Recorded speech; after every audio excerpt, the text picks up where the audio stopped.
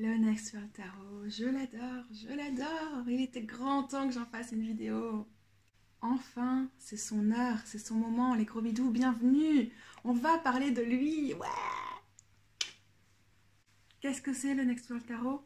En très court, c'est un tarot qui est plutôt utopiste dans le sens où il est basé dans un monde post-apocalyptique qui, bon gré mal gré, ne nous paraît finalement pas bien loin. On a l'impression d'avoir déjà un pied dedans. C'est un tarot révolutionnaire créé par Christy Rode, qui est une artiste punk incroyable. Et donc il a cette énergie punk, révolutionnaire, imprégnée de justice sociale, en quête de justice, de solidarité, de résistance et de guérison. Et il fait du bien. Il est sorti initialement en version autopubliée en 2017, donc ça fait déjà un petit bout de temps. Puis l'artiste, elle travaillait dessus déjà depuis des années auparavant, donc il y a eu un gros effet d'attente à l'époque, parce que quand je me suis mise au tarot en 2016, c'est pas comme si des tarots comme ça, il y en avait des tonnes. Et encore maintenant, il garde ce statut de pionnier et il y a vraiment une voix qui est très très distinctive de toute façon. En 2020, il y a une deuxième édition qui était, je ne sais pas si mass market c'est le terme adéquat parce que c'est édité par une petite maison indépendante, maison d'édition punk et tout ça, mais en tout cas ça avait une volonté de produire clairement plus et d'atteindre le plus grand nombre. Quoique, il n'est pas si simple à trouver, on en reparlera par la suite. Pour cette édition, qui a dû paraître initialement en 2019 ou en 2020, il y a deux formats. Il y a un format qui est aussi grand que les cartes originales, bon, qui sont ici considérablement diminuées par mon action. Et il y a un format de poche qui est très très utile considérant à quel point elles sont grandes dans la version originale. Je vais prendre des cartes normales pour vous comparer ça.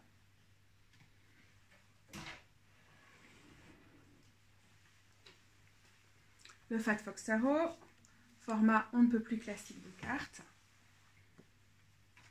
Le Pocket à côté de ça, voilà, format de poche, vraiment considérablement plus petit. Et le format normal, qui donc ici perd facilement 1,5 cm, même plus à mon avis, 2 cm. Donc maintenant il est quasiment à la même hauteur et toujours plus large. Mais sinon c'est vraiment un grand tarot. Je vais quand même vous dire ce que ça a représenté pour moi. C'était une bénédiction. Je crois que c'est le mot le plus adéquat. C'était une bénédiction. Ouais, c'était une bénédiction. C'est vrai qu'à l'époque, il n'y avait pas énormément de tarot, forte présence queer, féministe, engagée en termes de justice sociale. Il y a eu le collectif tarot qui était déjà, je crois, épuisé ou presque épuisé quand j'ai commencé le tarot et dont de toute façon l'univers ne me parle pas des masses. Il y avait le Slow Roller qui était, je pense, en pré-production à la même époque que celui-ci, mais qui a une identité visuelle et tout très très différente et qui est aussi moins directement engagé, moins directement dans la lutte. Et par rapport à mon axe principal qui est de faire du tarot féministe et queer, bah déjà c'était waouh, lui. Et en dehors de ça, ce qui m'a vraiment attirée, c'était ces représentations. À l'époque, je galérais à trouver une seule personne grosse sur un tarot. Et là, il y a un éventail, une richesse de représentation qui m'a fait un bien fou. Voilà, l'artiste Chugleg ici justement, qui travaille aussi beaucoup sur les représentations des personnes grosses. Et voilà, depuis lors, on a beaucoup plus de diversité dans les jeux, parfois factices ou forcés.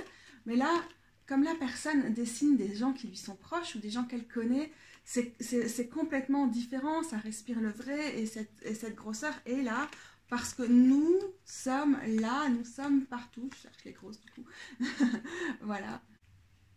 Donc c'est un tarot que j'ai beaucoup attendu, pour lequel je me suis beaucoup impatientée aussi, qui en termes de représentation et tout ça a complètement tenu ses promesses. Et puis bah, à l'usage évidemment, j'ai toujours des ambivalences par rapport à comment il fonctionne, mais comme presque tous les jeux, j'ai toujours pas trouvé le tarot parfait, j'espère ne jamais le trouver d'ailleurs. J'aime bien ça. Mais ça demeure un chouchou pour moi, un chouchou, un tarot avec lequel je me sens bien. Alors, l'artiste Christy Rode. On va commencer par quelques détails à son sujet, c'est ici. C'est une artiste cubaine-américaine et une musicienne qui utilise l'illustration, l'écriture et la musique punk rock comme ses médiums de prédilection. Elle mélange des principes politiques avec les identités de genre et culturelles. Et elle se porte témoin de la beauté de l'imperfection. Elle a commencé sa carrière en 96 avec des zines, notamment autour de Green Day. Donc là, je vais aller plus loin. Il y a eu plusieurs fanzines qui ont été publiées. Elle a publié 3 romans graphiques qui parlaient essentiellement de genre, de sexualité, d'identité culturelle et de guérison du trauma. Et du coup, les éditions du Next World Tarot, donc c'est 2017 et 2019, c'est un jeu qui porte la vision d'un monde qui est basé sur des redéfinitions radicales de l'amour et de la justice sociale. Magnifique.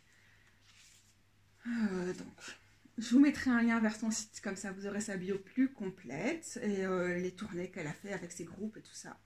Et puis, bon à savoir, elle est Gémeaux et elle vit à Brooklyn. Donc une intro, c'est quand même un peu long, je ne vais pas pouvoir tout traduire, c'est parfois compliqué, mais ça illustre bien les intentions de la créatrice de ce tarot, donc je vais quand même sélectionner des moments importants. Quand nous sommes up, élevés, le système veut nous déchirer pour qu'on soit au plus bas. Et quand on est au plus bas, on sombre dans un acte de résistance ou bien d'autopréservation qui vient de l'horreur et de l'horreur de l'épuisement. Comment on se tient, on se soutient mutuellement dans un monde où l'oppression peut être plus bruyante que l'amour de soi. Le tarot du Next World, du prochain monde donc, le Next World Tarot, c'est un outil pour la magie. Et la magie, elle est essentielle afin que la tête se connecte aux pieds et pour que les pieds puissent vraiment sentir la terre, le soleil, les arbres, le sol, les éléments que la plupart de l'humanité prend pour acquis. Le Next World est un seuil entre les humains et les fantômes, où les esprits de nos guides sont scintillent derrière nous quand nous sommes en guerre. Le Next World vise à décoloniser les histoires de nos grands-parents, tandis que nos connexions à l'univers sont souvent défiées par le brouillard que crée le patriarcat et l'impérialisme. Le Next World a pour vocation de démanteler les fondations, les fondements patriarcales d'une culture sécuritaire, une culture qui silencie les survivantes du sexisme et des violences depuis beaucoup trop longtemps. Le Next World, c'est une femme hacker. Avec le Next World, il s'agit de décriminaliser les corps noirs. Ce sont des conversations sur l'externe, le racisme externe et le racisme intériorisé qui est transformé en action. C'est le démantèlement de la suprématie blanche comme une tâche universelle. Le nouveau monde, le Next World, est accessible. Il s'agit de réapprendre à respecter jusqu'au niveau où on peut prendre soin et se préoccuper des gens avec des capacités qui sont différentes des nôtres à travers des réponses qui sont rapides et intuitives. Le nouveau monde, le Next World, c'est du self-care et c'est du self-care comme un droit. Le nouveau monde, c'est de revoir, de passer en revue nos définitions du genre et de respecter celles des autres. Le Next World est transféministe.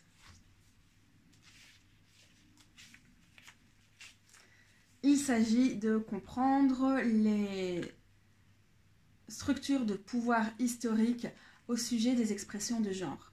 C'est intersectionnel parce que discuter du genre et de la race, c'est vital pour le féminisme. Il s'agit d'élever les révolutions qui sont nécessaires pour réellement élever toutes les femmes. Le Next World, c'est respirer.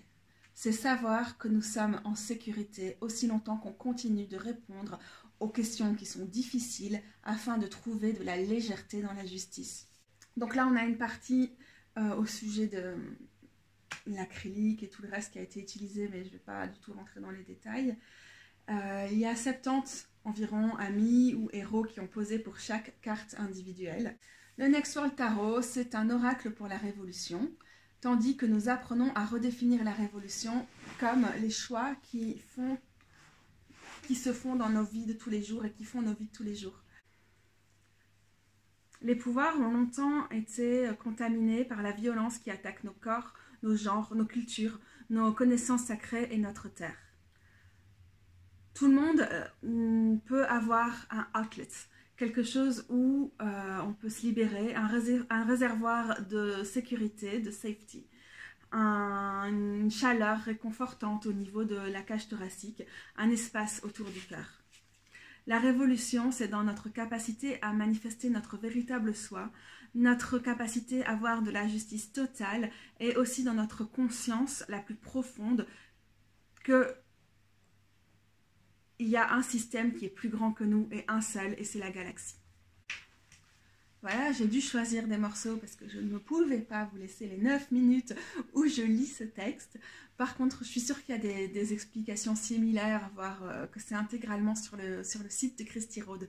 Donc je mettrai les liens en dessous et je vous laisse aller voir et réfléchir à ça tranquillement.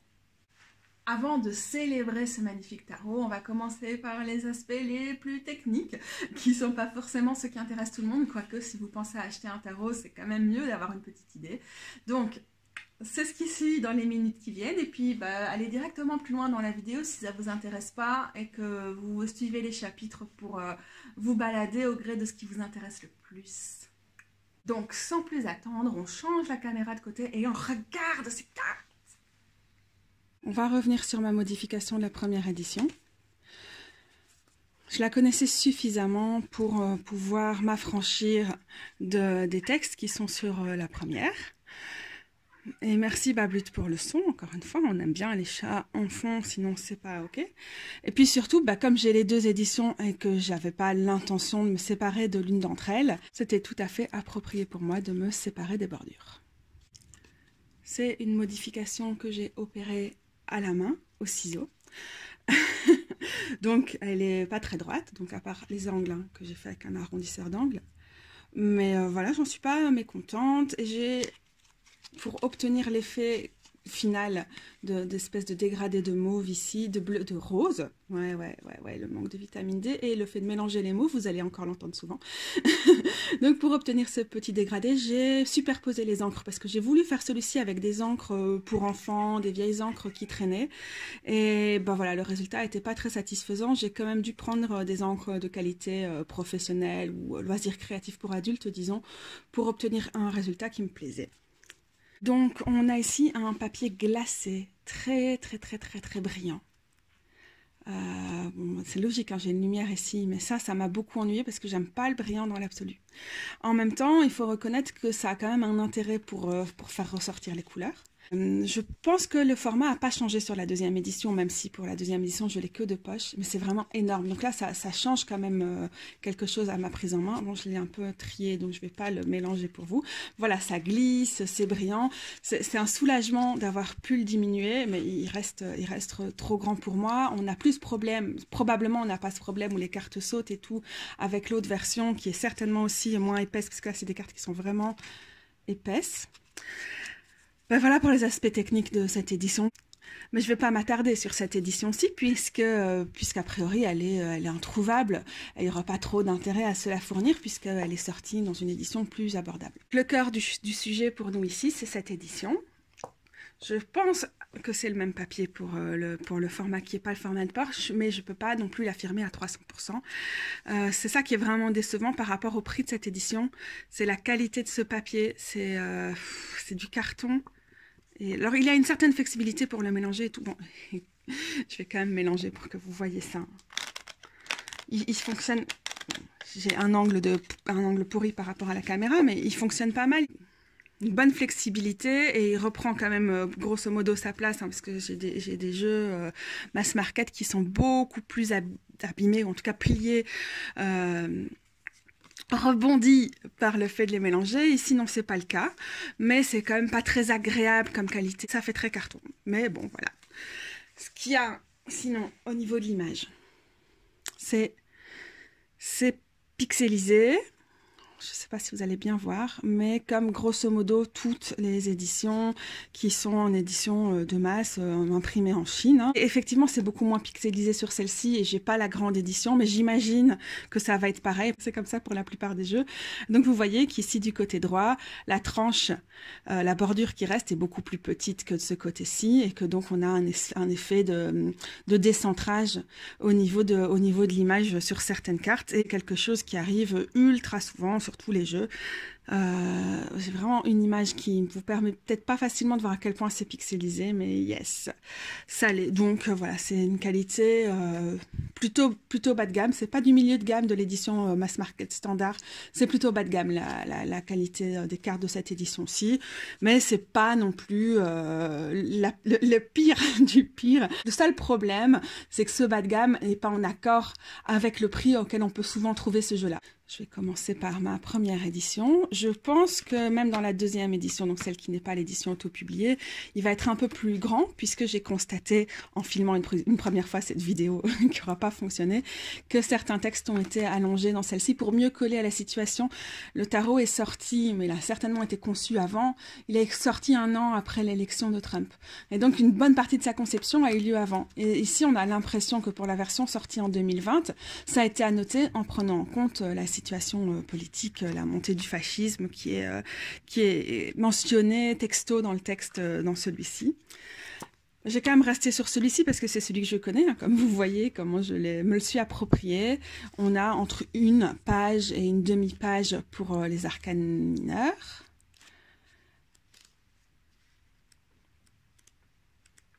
Et dans les majeurs, on a entre une page et demie, disons, et 2 pages par carte. L'ermite, il n'y a pas grand-chose. Et puis, il y a des cartes, en plus, surtout les cartes qui ont été retravaillées, comme la Révolution pour la tour et tout ça, où là, on a vraiment beaucoup de texte. Dans celui-ci, c'est plus petit, c'est maniable. Je ne sais pas comment est la version, la deuxième édition, mais qui n'est pas en version de poche. Mais là, j'aime vraiment bien la prise en main, mais c'est pas écrit trop petit non plus, c'est complètement lisible, donc ça n'est pas au détriment de l'accessibilité. On a une petite introduction sur les intentions. Très très bien. Hop. Ça fait quand même toute une série de pages. Les pages ne sont pas numérotées. Les instructions pour le lire. Petit conseil de lecture, quelques tirages. Je ne suis pas sûre que c'était dans la première, mais peut-être. Voilà. Donc ça fait quand même pas grand-chose comme page. Puis c'est entièrement consacré aux cartes jusqu'à la fin où on a une petite bio. Comme j'ai un côté quand même assez rabat à la joie, vous devez le savoir, ça passe.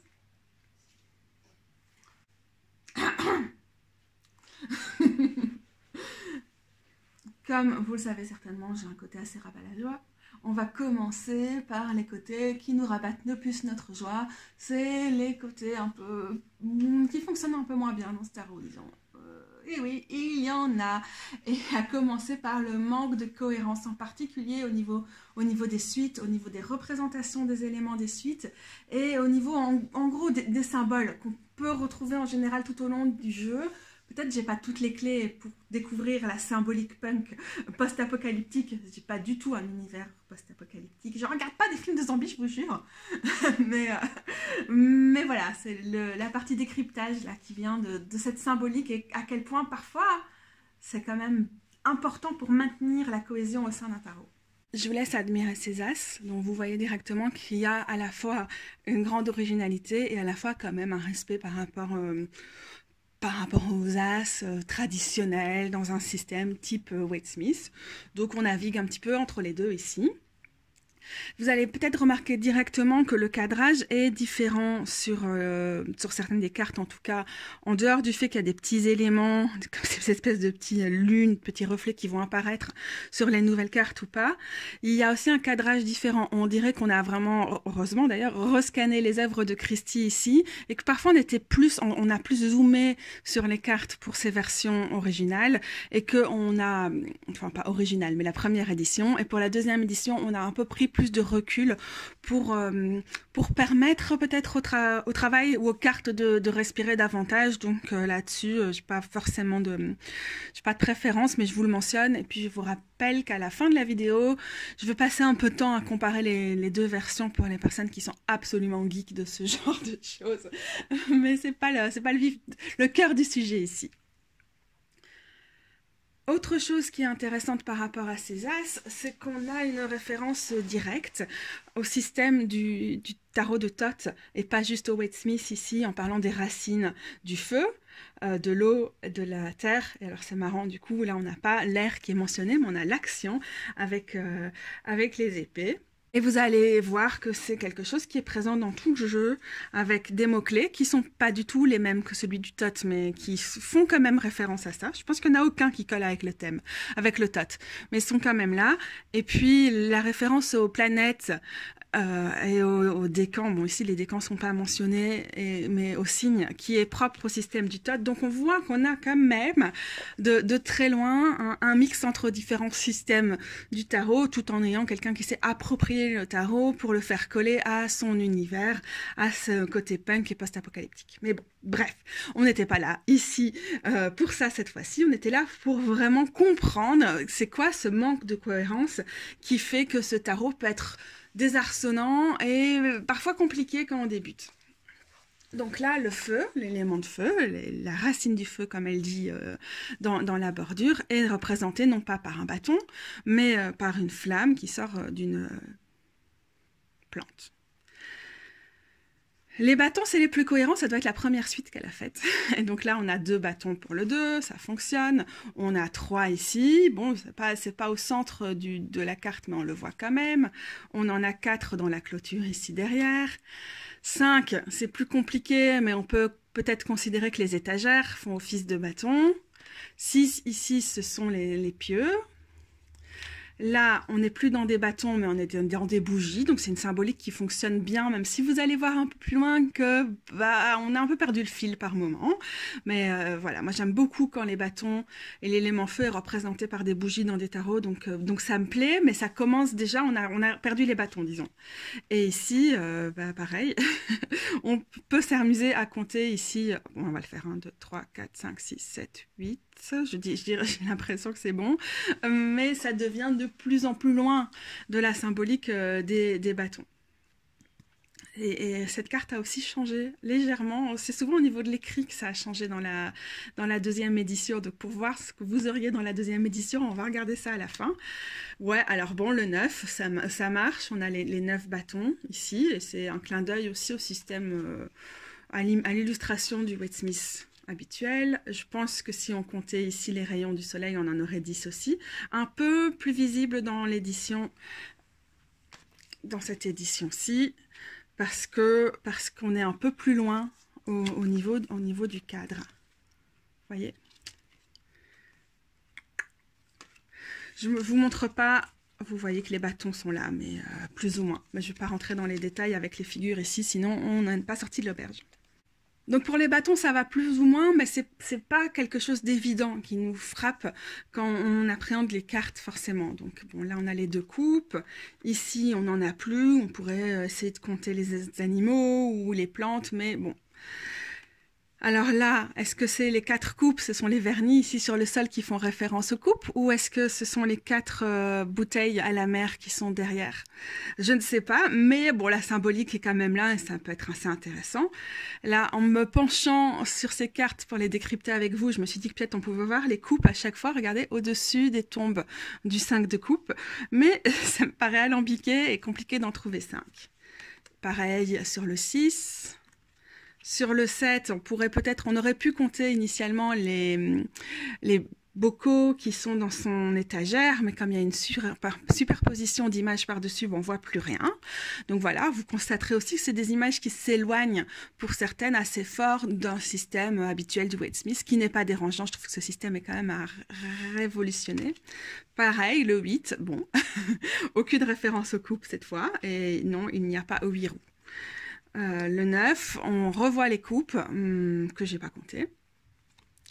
Le 10, encore une fois, on a des petites traces de coupes ici en dessous, mais comme les images sont tellement chargées, ce qui est une raison pour laquelle certaines personnes n'adhèrent pas du tout à ce tarot-ci, c'est pas du tout ça qui occupe l'écran. Honnêtement, c'est pas grave, hein. Moi ça m'empêche pas du tout d'utiliser ce jeu, mais pour certaines personnes c'est déroutant, et j'avoue, pour moi, quand je commence à voir ça, je comprends pourquoi j'utilise pas ce jeu plus souvent, parce qu'il y a quand même quelque chose dans la cohésion qui est assez difficile. Il y a une cohésion au niveau thématique, mais au niveau de la symbolique, au niveau symbologique, ça manque vraiment lourdement dans ce jeu, ça pêche de ce côté-là. Par exemple, ici, c'était vraiment très très chouette d'avoir utilisé à la fois J'ai l'impression, moi, ça me fait penser à du déchet et en même temps du semi-précieux pour cette carte des pentacles. C'était vraiment génial pour symboliser l'élément de terre. Mais bon, ici, on pourrait éventuellement dire que les pentacles sont représentés par les plantes que s'échangent ces deux personnes sur le 2. Sur le 3, ouais. Les 3 cartons, vous allez voir, peut-être ça peut faire le lien avec d'autres choses. Mais bon, voilà.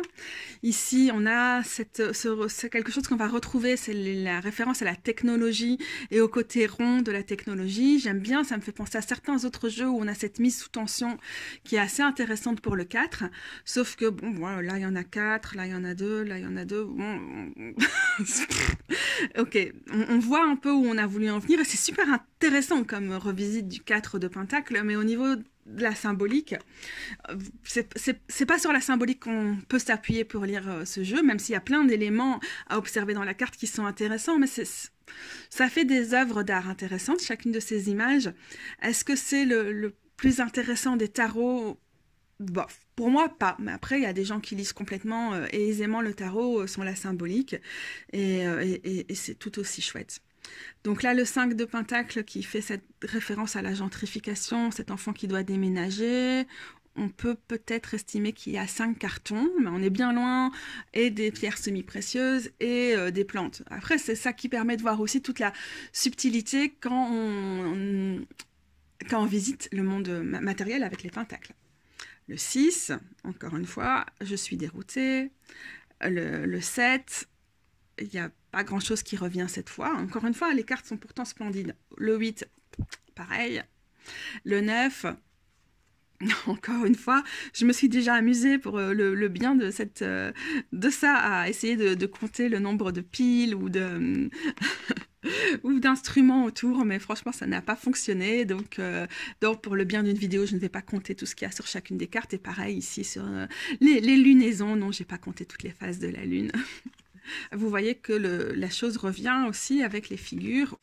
Et pour les épées, alors qu'on a ce magnifique canif, et alors là, je vais quand même le mettre de près parce que vous allez voir la subtilité quand même dans les deux versions, parfois dans les messages. Vous voyez, il y a quelque chose qui est écrit ici sur celle-ci qui n'est pas écrite sur l'autre. Alors la mise au point va peut-être pas nous aider, mais il est écrit « Wreck the States ». Donc c'est faire échouer l'État, mais dans le sens comme une épave. Break, je pense. Hein. Donc voilà, donc c'est rigolo de voir ce qui a pu être ajouté ou pas, et comme les différences sont subtiles. Je vais le garder ici parce que je vais avoir envie de vous montrer d'autres choses. Voilà, alors le 2 d'épée est très classique, mais très comique aussi. Et ça qui fait office d'épée, c'est pas mal. Là, encore une fois, on est dans du classique et on a vraiment les épées. Sur le 4 ici, alors je vois qu'il y a beaucoup d'éléments qui nous rappellent la structure du 4, hein, la table, la chaise, ceux qui se croisent ici pour faire la forme de la fenêtre et tout ça, mais bon, voilà, c'est pas flagrant et surtout on n'a pas le retour de l'élément. Pareil pour le 5 sur lequel on reviendra. Moi, je me suis amusée à compter les cheminées parce que l'air de la pollution, ça peut aussi être une référence, l'air pollué, une référence à l'élément d'air, mais bon, voilà. Le 6, non, il n'y a pas 6 bagages, je vous le dis. Le 7, il y a 7 panneaux derrière. Donc là, on n'est vraiment plus dans le même domaine. Et là où je vous disais tout à l'heure avec les bâtons, bah oui, mais les bougies, qui étaient une bonne représentation des bâtons, elles reviennent ici à un moment où elles n'ont plus du tout la même référence, même si elles sont éteintes. Donc peut-être.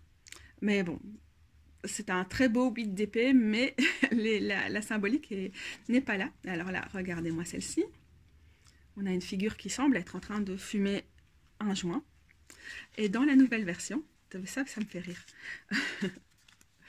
Donc, pour les personnes qui ne peuvent pas attendre jusqu'à la fin, c'est-à-dire moi. Donc déjà, bon, on voit les différences de couleurs. Les roses sont généralement beaucoup plus vibrants. C'est pas forcément le cas sur ces deux cartes-ci, même si la lumière ne nous aide pas, sur la nouvelle édition. Mais donc, on a le ciel qui est plus gris ici et plus rose ici. On a cette espèce de tache ici qui a fait son apparition. Et regardez, on a ajouté 9 clopes, pour le coup, pas des joints, sur le sol. Non, pas 9, je crois qu'il y en a 8, et puis il y a celle qu'elle a en main. Donc, Ça me fait rire. En même temps, je trouve que c'est assez intéressant par rapport à ce que ça représente en termes d'angoisse, d'anxiété, de se faire un sang d'encre et tout, que je trouve très adéquat avec le 9 d'épée. Mais bon, voilà, encore une fois, par rapport à celle-ci où on a les 10 épées dans le dos, donc la symbolique est flagrante par rapport à celle-ci où c'est très subtil. Ça me tenait à cœur de passer quand même du temps avec vous pour vous montrer ces limites au niveau des symboles dans le jeu, parce que je pense que c'est important, juste pour être informé de comment fonctionne ce jeu-ci. Et j'ai l'impression, au début, j'ai pas compris pourquoi certaines personnes trouvaient ce jeu était difficile à lire, mais avec le temps, ça m'est apparu que ouais, ça pouvait être vraiment compliqué pour certaines personnes, et ça a commencé à me permettre de mettre le doigt aussi sur quelque chose qui était plus difficile pour moi. Autre chose qu'on entend souvent par rapport au Next World, effectivement, pour moi, c'est aussi une entrave, c'est que les images sont très, très, très, très chargées. Alors, comme par exemple sur celle-ci, donc l'empereur est devenu l'enseignante, ou disons sur la magicienne, c'est super chouette de pouvoir lire les noms des bouquins, j'adore. Mais en même temps, bah, sur certains autres, et ici pareil, hein, l'hiérophante qui est devenue messagère, messagère, c'est super chouette de pouvoir voir les pancartes et tout ça, mais qu'est-ce que c'est chargé et parfois compliqué. Alors j'aime bien ce que ça veut dire dans un monde post-apocalyptique où on aurait laissé tous nos déchets capitalistes, coloniaux et tout. Et en même temps, bah, pour la lecture, c'est parfois loin d'être évident, surtout qu'il n'y a pas de lien entre les symboles utilisés. Ça à part le lien avec le thème, hein, avec cette symbolique, le thème post-apocalyptique et tout, bah... Oui, je comprends vraiment que ce soit compliqué pour certaines personnes de s'y retrouver dans ce tarot. Et pour moi, je suis pas une fan des tarots minimalistes, même si j'aime aussi ça. Disons que ça passe au-delà pour moi du fait que c'est minimaliste ou pas, si je vais me retrouver dans un tarot et si je vais l'adorer. Sauf que là, c'est parfois contre-intuitif. Il y a trop d'informations et on aime bien quand même quand lire le tarot pour soi ou pour d'autres, en fait, d'avoir la possibilité d'avoir un certain nombre de petits éléments sur lesquels on peut zoomer pour faire du lien entre les cartes, pour faire du lien avec notre situation et tout ça. Mais là, alors, à part que le message politique de ces cartes est extraordinaire, bah, au niveau de l'interprétation, de la lecture du tarot, je trouve ça plus compliqué. Donc je trouve que c'est un magnifique tarot politisé et politique. Et tout est politique, mais celui-ci se revendique plus ouvertement que d'autres. Ça fonctionne vraiment très très bien, mais en même temps, aïe aïe aïe, qu'est-ce que ce côté chargé de l'image peut être une entrave à une lecture fluide, quoi. Petite parenthèse, c'est vrai qu'on voit souvent, on entend souvent dire que le fait que les tarots sont trop chargés ou qu'il y a vraiment beaucoup de détails et que pour pouvoir profiter de l'art, il faut absolument que le tarot soit grand et tout, bah, je trouve que celui-ci nous prouve en fait que même en version de poche, il fonctionne bien, que ça nous prive.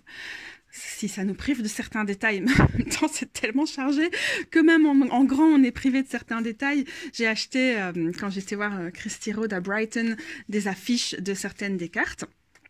Et c'est vrai qu'on redécouvre des cartes, des détails, mais à chaque fois qu'on se plonge dans les cartes et qu'on les voit en grand, encore davantage. Je vous ai pas sorti ma grande prêtresse, que j'ai déjà montrée, je pense, dans d'autres vidéos. Je vous sors juste le page de Pentacle ici.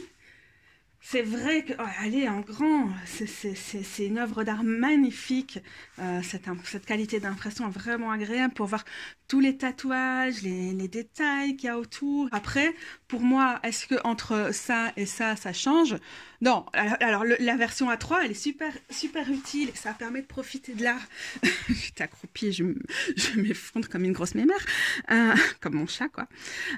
Mais c'est vrai que pour voir les flashs, tatous qu'il y a derrière et tout, c'est extraordinaire de le voir en grand pour se faire une idée de l'image, mais inutile. Ici, la différence est moindre, parce qu'avant tout, c'est une question d'impression plutôt que de grandeur et de qualité du traitement de l'image. Honnêtement, le texte fait partie des raisons pour lesquelles ce tarot peut être plus difficile pour les débutants et aussi pour les personnes qui ont plus de mal avec l'anglais, parce que c'est pas toujours très très fluide dans la façon d'écrire. Peut-être la construction même du texte fait que c'est difficile d'aller à l'essentiel. Mais bon, ouais, non, c'est quand même à savoir si votre niveau d'anglais est pas excellent. Franchement, moi, parfois, je le trouve compliqué. Je comprends ce qui est dit, mais pour la première fois où j'ai fait cette vidéo, j'ai essayé de faire une traduction à l'oral du truc. Et c'était genre impossible de traduire comme ça sur le vif le truc, quoi. Donc, ça, ça fait partie des choses qui sont un peu moins bien. Il faut aussi savoir si vous êtes débutant, débutante. Ces textes sont vraiment à 300% adaptés à ce tarot-là. Tu vois, ça on mentionne ici hein, le Next World. Donc c'est dans ce nouveau monde comment vont fonctionner ces cartes-là.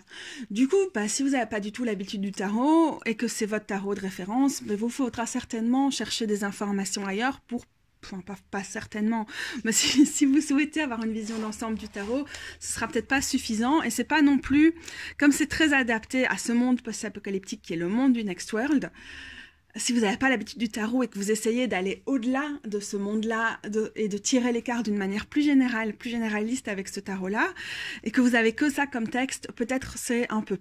Mais ceci dit, si vous avez l'habitude du tarot, il reste accessible avec ou sans livret. Le livret, il apporte quelque chose, je trouve, parce que c'est une lecture qui est super intéressante. C'est vraiment chouette de voir cette interprétation des cartes-là, mais il n'est pas indispensable. Et vous voyez que cette reine de coupe, par exemple, y a moyen d'en dire beaucoup de choses et d'en tirer des éléments sans y référer, surtout qu'on a cette inspiration du système de Thoth, où on a des petits mots-clés en dessous, des références astrologiques et tout ça. Il y en a certains où le livre peut être assez utile pour voir ce qu'elle a vraiment voulu mettre dedans, mais je ne pense pas que c'est indispensable pour lire les cartes. Donc voilà. Donc le manque de cohérence au niveau des symboles. Le texte du livret qui est par endroits assez lourd à lire et à traduire quand il ne s'agit pas de notre langue maternelle. Et aussi le côté chargé de l'illustration qui ne le rend pas forcément facile pour tout le monde. Maintenant, pourquoi j'adore ce tarot et pourquoi je pense qu'il est essentiel dans nos tarothèques. Déjà, il est pionnier et je pense que malgré l'essor des tarots féministes, queer, engagés, politisés, axés sur la justice sociale ou l'intersectionnalité, créés par des personnes racisées et ou queer et tout ça, il a quand même une place tout à fait spéciale là-dedans parce qu'il articule des idées et des leviers, des moyens d'action politique comme je crois aucun autre le fait. Parfois on peut dire mais c'est peut-être au détriment du personnel. Est-ce que c'est vraiment un tarot qui est idéal à utiliser dans l'exploration de soi, dans l'introspection et tout? Je dirais oui et non. Et c'est un des aspects importants dont j'ai envie de discuter aussi, c'est que j'ai malheureusement beaucoup vu surtout du côté anglophone, des personnes qui se plaignaient de ne pas se voir dans le tarot. Donc c'est quand même marrant, hein, parce que tu te vois dans un truc où il y a des espèces de fées filiformes, toutes blanches, toutes valides, toutes plus ou moins du même âge et tout, pas de problème. Mais alors dès qu'il y a la diversité et tout, tu te vois plus, tu vois.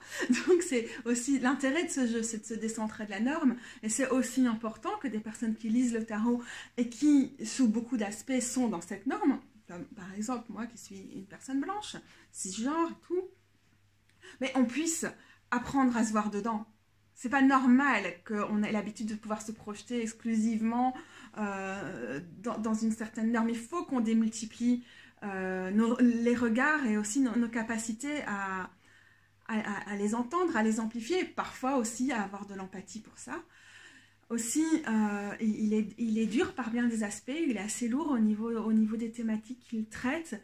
Et je crois encore que le fait d'être rebuté par ça, que j'ai vraiment pu voir chez certaines personnes, c'est lié au fait qu'il y a des personnes qui ont la possibilité d'appuyer sur l'interrupteur et de faire comme si les problèmes qui sont présents à l'heure actuelle ne l'étaient pas, parce qu'on cumule des privilèges, voilà, on vit comme moi en Europe occidentale, ou des choses comme ça qui font que c'est facile de ne pas voir tout ce qui va pas, hein, et de faire comme si on pouvait encore se mettre la tête dans le sable, même si ça devient de plus en plus difficile maintenant que le climat et ce qu'on a fait au climat est en train de nous rattraper.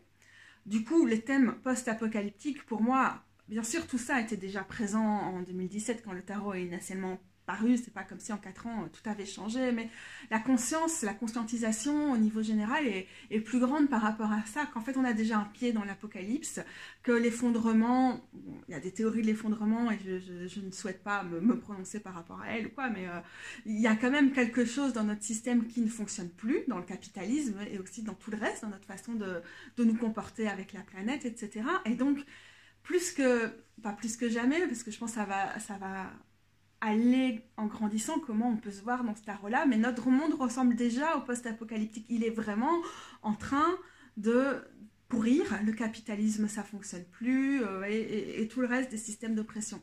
Et malheureusement, la libération ne se passe pas sans encore plus de souffrance, ou peut-être, en tout cas, je ne sais pas s'il y en a plus, mais en tout cas, les violences et les souffrances, elles ne cessent pas au moment où le système est en train de se défaire et que ça ne tient plus, parce que il a été trop loin. Le capitalisme aura bien foutu la planète et tous les humains qui sont dessus aussi en l'air. Donc, je ne peux que vous inviter à apprendre à vous voir dans ce monde-là. Mais c'est vrai, c'est pas vraiment un tarot généraliste et qu'on a beau faire des efforts pour se voir dans ce monde-là, il y a des moments où ça tourne beaucoup autour des questions de lutte et de combat et du fait de survivre dans un monde violent. C'est pas pour rien que l'image qui a toujours été choisie pour l'illustrer, c'est celle de la carte de la justice ici. C'est déstabilisant, c'est pas que c'est pas une réalité, que cette réalité elle est pas là à tout moment dans notre vie, mais c'est que ça peut prendre à la gorge de la voir tout le temps. Et encore une fois, je pense que c'est à croiser avec nos privilèges, qu'on a plus ou moins la possibilité de pouvoir mettre ça sur off ou pas. Mais sur cette lourdeur du tarot et de ce tarot-là et cette réticence que je peux l'avoir à utiliser parfois, je vais reprendre les mots de Christy parce que mieux que moi, elle peut vous montrer à quel point elle l'a infusé d'autres choses, de résistance, de guérison, de lumière au fond du tunnel, de liens, de soins, etc. C'est parti. Je commence à fatiguer, j'ai du mal à aligner deux mots dans cette version, cette partie de la vidéo que je filme en premier lieu. Vous voyez comme je bute sur les mots. J'avais quand même envie de revenir ici sur un petit truc, c'est que j'ai vu Christy Sea Road à Brighton juste avant le Covid. J'en profite pour préciser que ce calepin formidable m'avait été, qui a pris la flotte parce que c'est moi, m'avait été envoyé par Audrey de Voyage Intérieur qui tient une page Instagram et je vous mettrai le lien, c'est l'occasion de faire la pub de quelqu'un qui fait quelque chose de très cool dans ce domaine. Donc, vous voyez, le 3 mars 2020, j'ai plus voyagé depuis le début de la pandémie, mais je suis super contente d'avoir pu aller voir mon amie Anya à Brighton avant le début de la pandémie. Donc j'ai pris des notes, c'est quand même cool. J'ai trouvé que ce qui était intéressant, le plus ici à isoler comme information, c'est quelqu'un lui demande si la suite des épées, une question là-dessus, le fait que ce soit un passage vers la guérison et tout, donc elle nous dit que c'était important de garder la tradition des cartes plutôt intactes, mais aussi de voir la lumière dans tout ça. Et par exemple, elle nous parle du 2, c'était vraiment très intéressant d'entendre nous parler elle-même des cartes. Elle nous parle du 2 d'épée et elle nous dit c'est le moment où on choisit de ne pas voir un aspect d'une situation qu'on n'est pas capable de gérer pour l'instant, de prendre en charge, et ça nous permet de nous concentrer sur des choses qui comptent. Donc c'est vrai que parfois on a l'impression que cette carte va nous parler du déni ou des trucs comme ça, et elle, ce qu'elle a voulu y mettre, c'était donc je choisis de ne pas me focaliser sur des choses sur lesquelles j'ai aucune prise pour pouvoir agir sur ce qui compte pour l'instant. Donc voilà, c'est un exemple intéressant. Puis elle nous parle du 5, et j'avais envie de vous en parler parce que je trouve que c'est important pour pouvoir juste illustrer le fait qu'elle a peint des personnes de la vie réelle qui sont des militantes qu'elle connaît ou juste des personnes de son entourage. Ici, c'est quelqu'un d'assez connu, ou malheureusement pas assez connu, mais voilà, justement, on va en parler. Elle s'appelle Tourmaline et elle a fait un film qui s'appelle Happy Birthday Marsha, qui est consacré à Marsha P. Johnson. Je vous mettrai le lien en dessous. Tourmaline fait un documentaire, fait plein de recherches sur Marsha P. Johnson, cette activiste extraordinaire. Et Netflix va piocher dans ses recherches et fait un documentaire super bankable sur le truc. Ou bien, ouais, Je pense que c'est comme ça que ça s'est passé. Je vous mettrai un lien en dessous pour aller chercher davantage.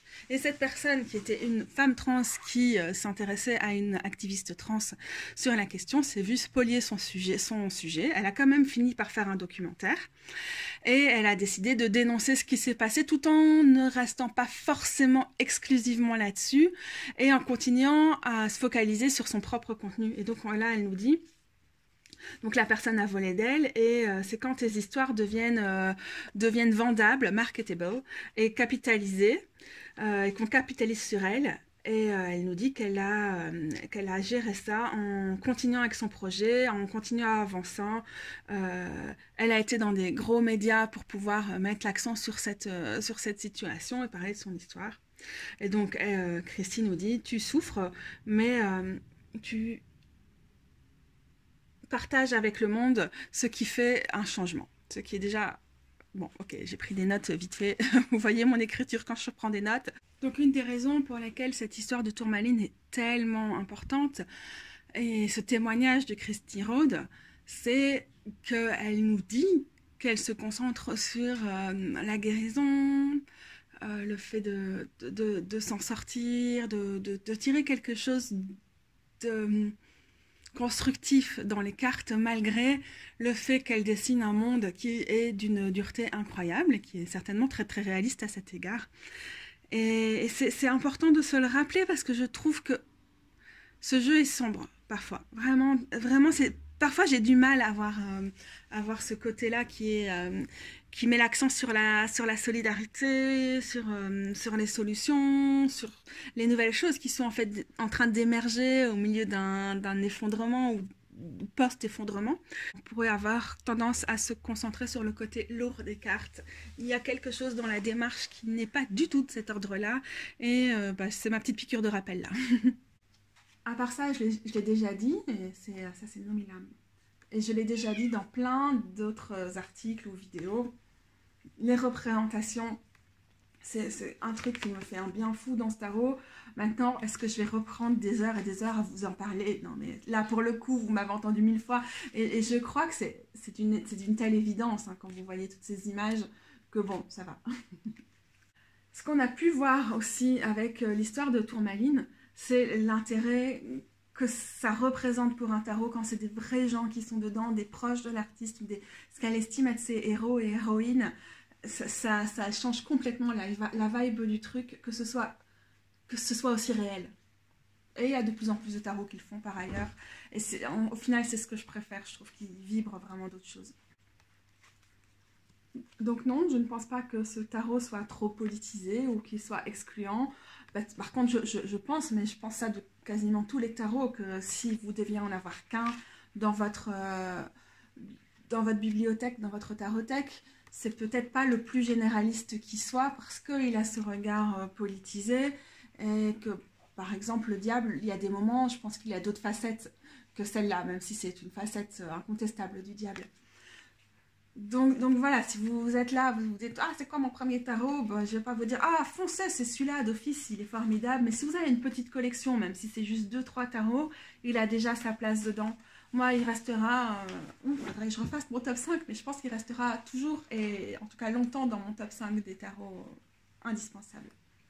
En ce qui me concerne, c'est un tarot pour lequel je vais être plus à l'aise pour tirer les cartes pour d'autres, pour faire des tirages collectifs, partager des explications des cartes sur les réseaux sociaux ou sur mon blog.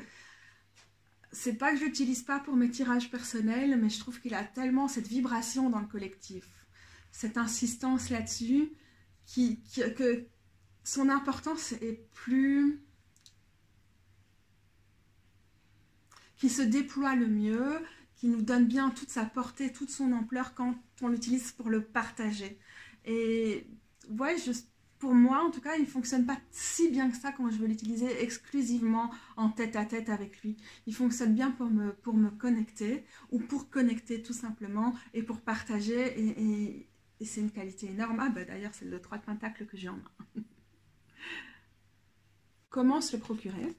Ça, c'est une question qui est un petit peu plus difficile, parce que malheureusement, il n'est pas si simple à trouver. Moi, j'aime bien acheter mes tarots aux Pays-Bas, parce que quand on est en Belgique, c'est beaucoup plus facile pour recevoir les tarots. Il devrait être sur le site indietarot.co d'ici la fin de l'année.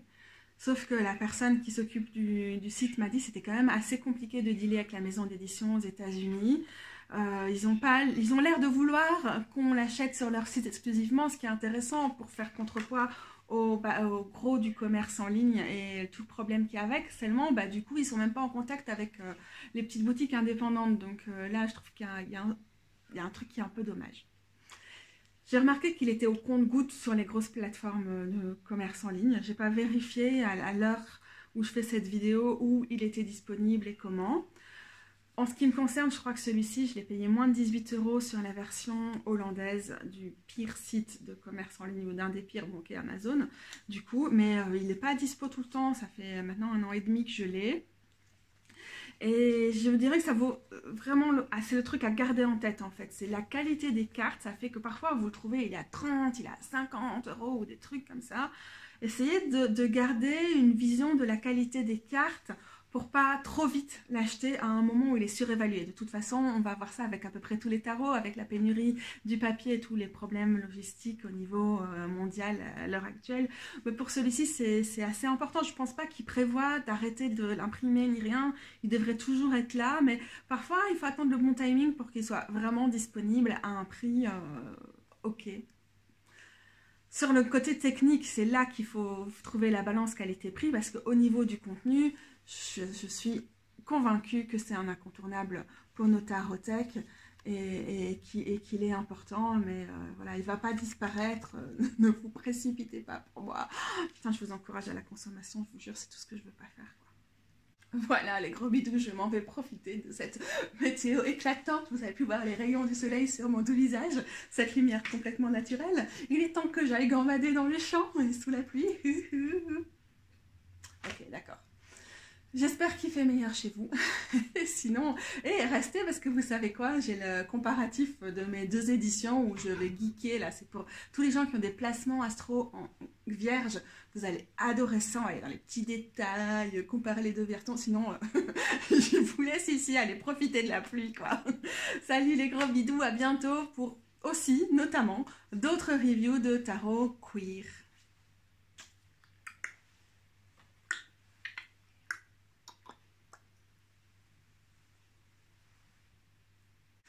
C'est la partie de la vidéo où littéralement on zoome sur les cartes des 2 éditions pour relever certains éléments qui sont plus marquants que d'autres.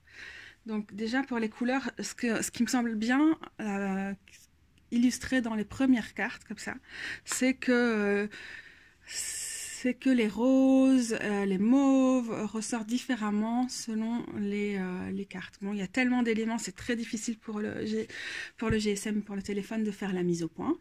Donc, c'est pas le truc le plus flagrant pour vous, j'imagine. Mais je trouve que c'est quand même à souligner ici.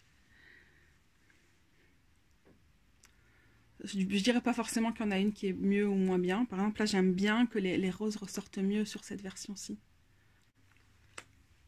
Il y a des cartes sur lesquelles on peut avoir l'impression que le cadrage change, alors qu'en fait, il n'en est rien. C'est juste qu'avec le format, on peut avoir l'impression que certains éléments sont plus grands ou ressortent davantage que d'autres. Ici, c'est typiquement le genre de choses où j'ai l'impression qu'il y a un peu plus d'espace dans le petit format, mais je crois que c'est aussi une illusion d'optique, enfin une déformation liée au fait que j'ai enlevé les bordures ici. Donc ça, c'est l'exemple typique. Le fait qu'il y a cette tache, je dirais même pas que c'est une lune ni rien, mais cette tache dans le ciel qui n'est pas là sur l'autre édition. Ça met l'accent sur le point levé. C'est pas mal, hein. J'ai l'impression que ce qui a été retouché au niveau du graphisme ici permet d'enlever des accents qui sont superflus, des moments où on a des effets comme ça mais qui n'accentuent rien, et d'accentuer les choses quand c'est nécessaire de le faire.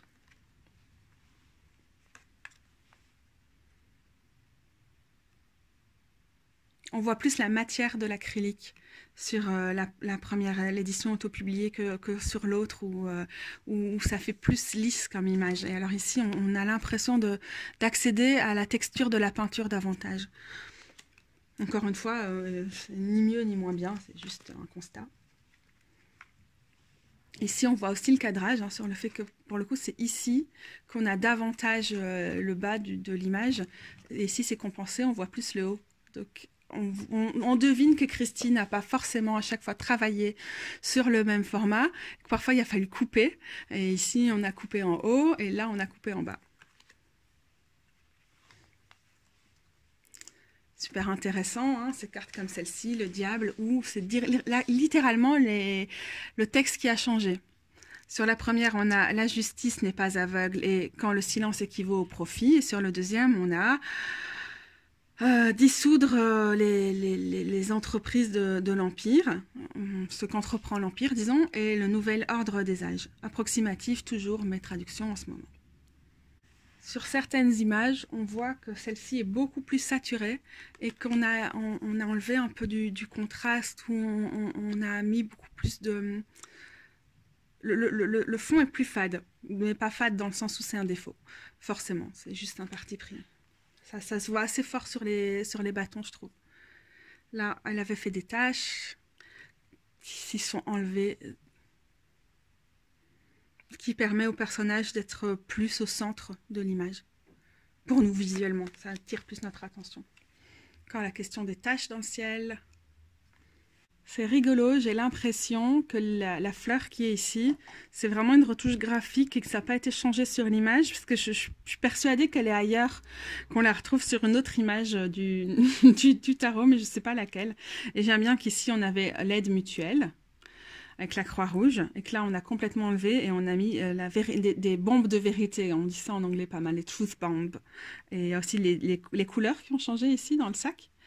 Je trouve que les bombes de vérité, c'est quelque chose qui correspond bien au côté mercurial de cette carte-ci.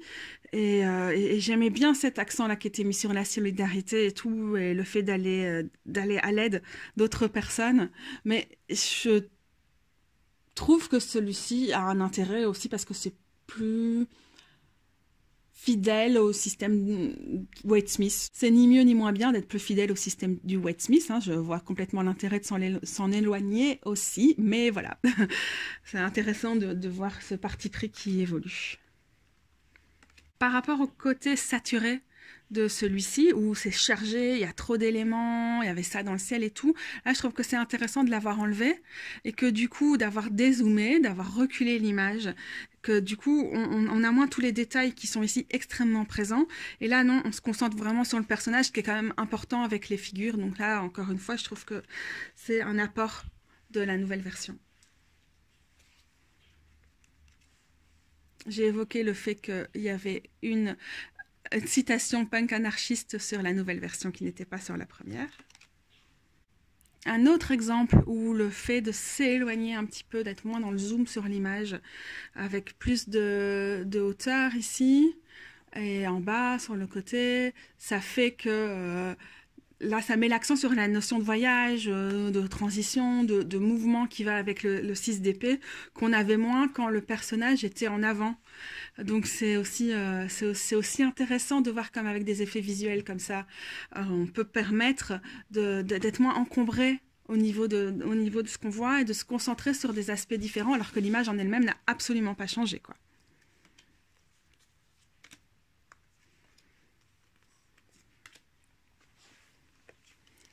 Franchement, la question des clopes qui sont apparues, ça me fait beaucoup rire là sur le sol, parce que le trait qui les entoure est plus épais.